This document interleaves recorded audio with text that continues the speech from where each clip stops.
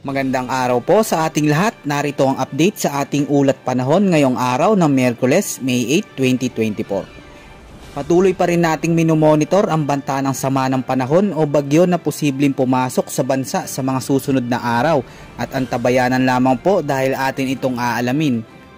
Ngayong araw ay patuloy pa ring mararanasan ang malinsangan at mainit na panahon dulot pa rin ng epekto ng easterlies sa iba't ibang bahagi ng bansa. Samantalang may inaasahan naman na mga kalat-kalat na pag-ulan ngayong hapon hanggang bukas sa malaking bahagi ng Visayas at Eastern Visayas. Mataas din ang tsansa ng mga biglaang buhos ng ulan sa Northern Luzon at Central Luzon. Ang mga pag-ulan na ito ay dulot pa rin ng epekto ng localized thunderstorms. Magiging maulap naman ang kalangitan na may kasamang pagkidlat at pag-ulan sa malaking bahagi ng Palawan at posibleng makaapekto rin sa Caraga Region, Bukidnon, Basilan, Zamboanga City.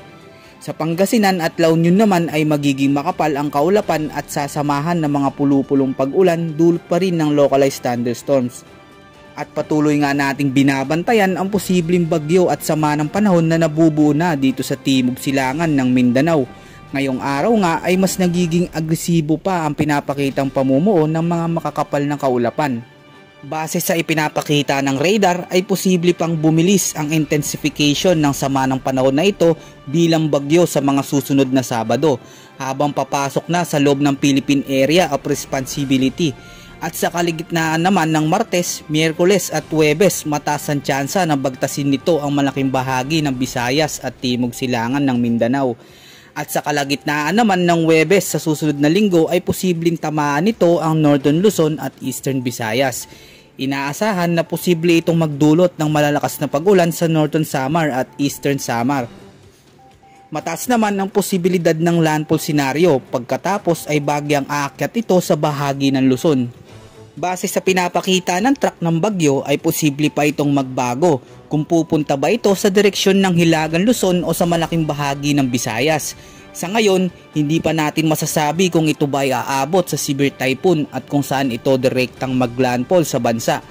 Yan ang ating susuriin sa mga susunod na ilalabas pa nating update.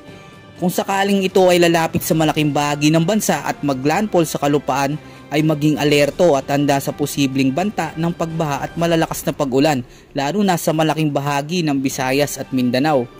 Yan ang ulat panahon sa araw na ito.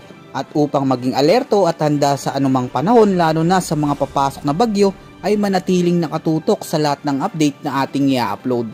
Maging alerto at handa sa anumang panahon.